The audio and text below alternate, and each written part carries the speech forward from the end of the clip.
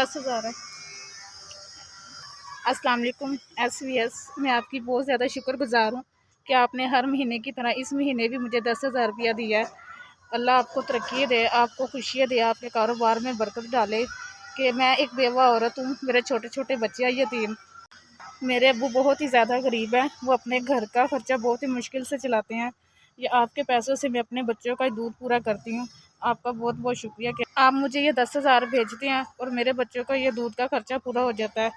मुझे ये पैसे ना भेजते तो शायद मेरे बच्चे दूध से भी बैठे होते।